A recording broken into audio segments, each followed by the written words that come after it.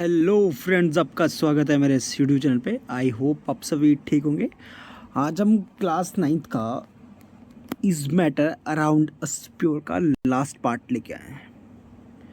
हमने पिछले पार्ट्स में बहुत सारी चीज़ें डिस्कस की हैं। आगे इस पार्ट में बहुत सारी चीज़ें डिस्कस करेंगे जो आपके एग्ज़ाम व्यू से और आपकी जो फर्दर आगे नेक्स्ट क्लासेस हैं उनके लिए भी आपको बहुत इंपॉर्टेंट रहेंगी।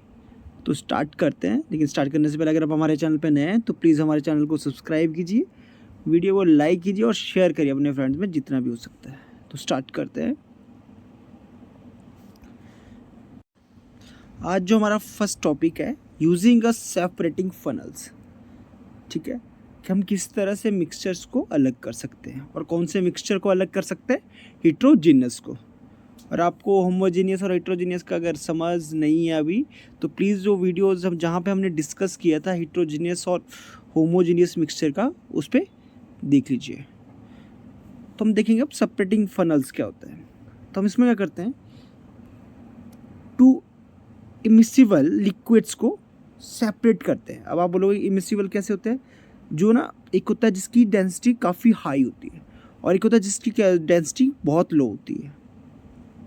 तो और वो अपने में क्या होता है, मिक्स नहीं हो पाते हैं। तो ऐसे मिक्सचर को हम अलग करते हैं। जैसे आपको देखिए, आप देखते होंगे जब आप वाटर के अंदर ऑयल को डालते हैं तो क्या होता है, जो ऑयल है उसकी लो डेंसिटी रहती है। तो क्या होता है, वो जो है ऑयल जो है वो वाटर के ऊपर फ्लोट करता है और जो वाटर है उसकी जो डेंसिटी है वो हाई है, तो इसलिए क्या होता है, वो डाउन होता है। तो इस तरह से क्या होता है कि हमने टू लिक्विड्स को क्या लिया, एक सेपरेटिंग फनल में लगाया होता है और क्या है, एक लो डेंसिटी और एक हाई डेंसिटी वाले फनल लिक्विड को उसमें डाल देते हैं। तो उससे क्या होता है, जो लो लिक्विड वाला डेंसिटी वाला लिक्विड है वो क्या रहता है, ऊपर रह जाता है और जो हाई डेंसिटी वाला है वो डाउन आ जाता है बॉटम में। तो इससे क्या होता है, जब आप यहाँ से टैप को खोलोगे तो सबसे पहले क्या, जो जो नीचे वाला लिक्विड है वो वहाँ से अलग होना स्टार्ट हो जाएगा। ओके, तो इस तरह से हम क्या करते हैं, सेपरेटिंग फनल का यूज़ करते हैं। Application, oil from water and iron ores. Method क्या है, the immiscible liquids are allowed to settle in the funnels, they soon form separate layer due to the varying densities. जो उनकी density होती है उसी वजह से क्या होता है, क्या करता है, लेयर्स में सेपरेट हो जाते हैं। The first liquid is allowed to flow out of the funnel and as soon as it completely poured out, the stopcock is closed, thereby the separating of two liquids from each others। इस तरह से हम liquid को अलग कर सकते हैं। अब है सब्लिमेशन। तो सब्लिमेशन क्या है, sublimation in the physical conversion of a substance from a solid to the gaseous state without it becoming liquids. कि क्या आता है कि सॉलिड से सीधा गैस में कन्वर्ट होना, बिना मतलब वो पहले लिक्विड में कन्वर्ट नहीं होगी, सीधा ही होगी सॉलिड से लिक्विड में। तो ऐसा ही होता है इसमें। क्या करते हैं हम, जैसे यहाँ पे देखो चाइना डिश में हमने क्या लिया, अमोनियम क्लोराइड सॉल्ट लिया। तो इसमें क्या हुआ, हमने ऊपर इसको प्लग कर दिया, कॉटन प्लग लगा दिया। या आप ऐसा कोई भी सब्सटेंस ले लो जो क्या होता है, एकदम क्या होता है, सॉलिड से लिक्विड में हो जाएगा। मिक्सचर ले लिया हमने एक, उसमें क्या किया कि एक जो सब्सटेंस है वो क्या है, सब्लिमेट नहीं होता है, दूसरा क्या है उसमें सब्लिमेशन होता है। ठीक है, वो कहते हैं सॉलिड से सीधा गैस में कन्वर्ट हो जाता है। तो यहाँ पे देखिए, जब भी क्या होगा, हम ऐसे एक चाइना डिश में हमने लिया, उसको हीट किया, तो हीट करने में क्या होगा, जो सॉलिड जो सब्लिमेट हो जाता है वो क्या होगा, सॉलिड से सिंपल सा गैस में फ्लोट हो जाएगा, मतलब कन्वर्ट हो जाएगा। और क्या है, और जो ऊपर है जैसे यहाँ पे उसके वेपर बनना स्टार्ट हो जाएंगे और जो दूसरा सब्सटेंस होगा वो यहीं पे रहेगा और बॉयल होता जाएगा। ठीक है, तो इससे भी हम क्या करते हैं, कन्वर्ट करते हैं इसमें। जैसे एप्लीकेशन के लिए ammonium chloride, camphor, naphthalene and salt.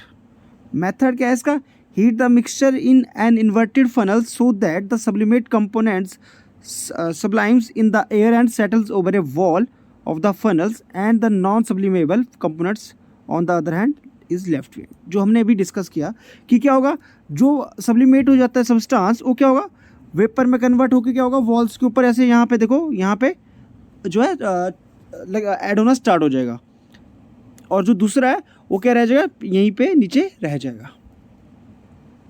कहता है क्रोमेटोग्राफी। क्रोमेटोग्राफी का क्या यूज़ करते हैं हम, उसमें भी हम क्या करते हैं, जो मिक्सचर को सेपरेट करने का करते हैं। इसमें होता है जैसे इंक मिक्सचर को मेनली, तो इसमें क्या होता है, to separate solute that can dissolve in the same solvent. Okay, application क्या है, separating colour components of a dye और drug from the blood.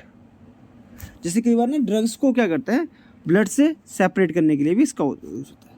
Method क्या है इसका, टेक अ फिल्टर पेपर और a blotting paper and place a drop of ink at the rear end, dip the end in the water since it the ink is mixture of 2 or more colors.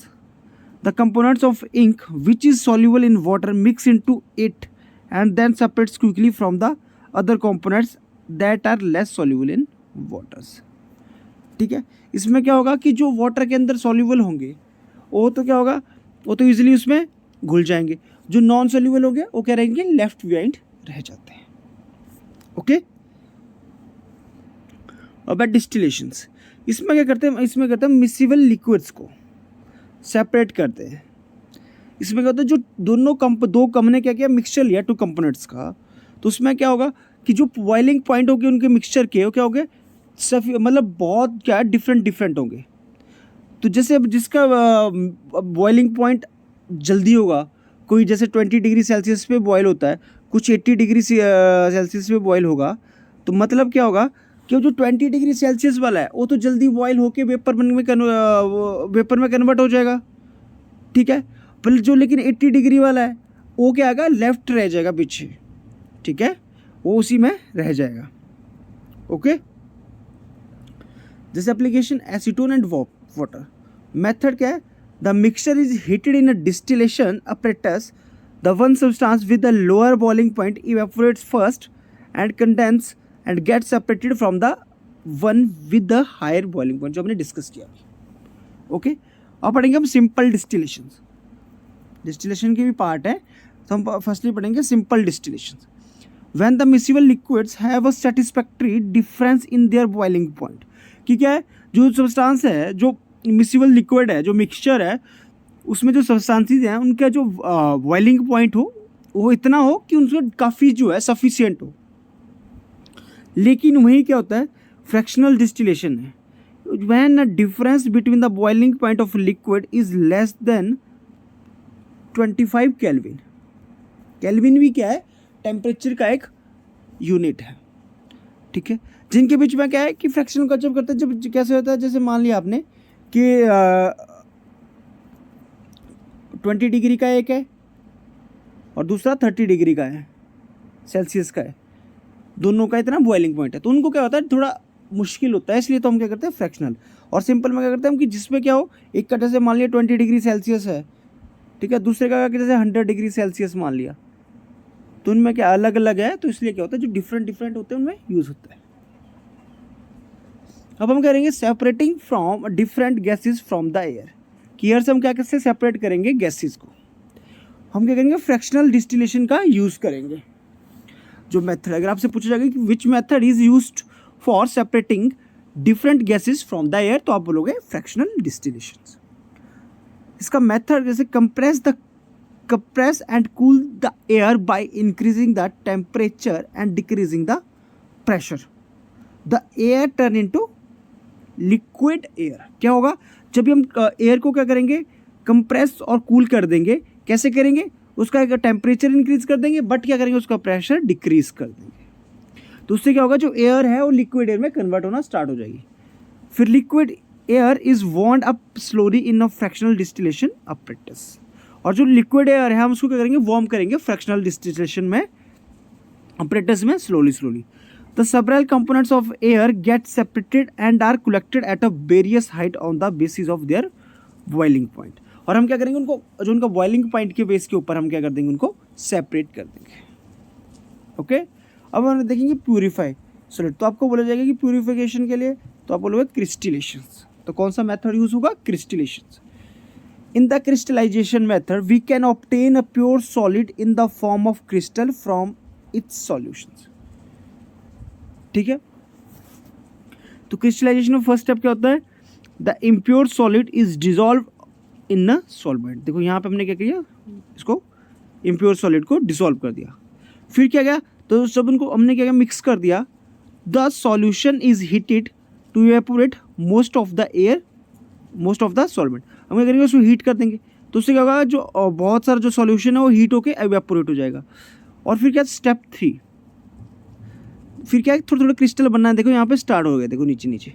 The hot solution is allowed to cool, the solid appears as a pure crystal. जब इसको क्या होगा, हम कुछ time के बाद, बहुत time के बाद वो बॉयल हो जाएगा, तो उसके बाद हम क्या करेंगे, उसको नीचे तो एक कूल डाउन के लिए साइड रख देंगे। देन स्टेप 4 में हम क्या करेंगे, जो फिल्टर पेपर से क्या कर देंगे, हम जो कोल्ड सॉल्यूशन है उसको पोर कर देंगे, पोर ऑफ कर देंगे, जिससे हमारे क्या होगा, जो क्रिस्टल है वो ऑब्टेन हो गए। और हम क्रिस्टल को ड्राई करेंगे तो उससे क्या होगा, हमारे को जो प्योर सब्सटेंस मिल जाएगा। Application, sea from salt from sea water and purification of copper sulphate. हमने अभी डिस्कस कर लिया पूरा ही स्टेप टू स्टेप मेथड्स। अब हम डिस्कस करेंगे is evaporation is better than crystallisation. हमने अभी क्रिस्टलाइजेशन भी देख लिया और इवेपोरेशन को भी हमने डिस्कस किया है, ठीक है। Simple evaporation is not better than the crystallisation because some solid substance decompose because of the excess heat. क्या होगा कि अगर हम सॉलिड्स क्या होते हैं कुछ, अगर हम उनको इवेपोरेट करने के लिए हीट करेंगे, कई बार क्या होता है, एक्सेस हीट हो जाती है, जिसकी वजह से क्या होता है, जो सॉलिड सब्सटेंस है वो क्या होता है, डिकम्पोज होना स्टार्ट हो जाता है। Okay, for example sugar cane shade on the extra heating.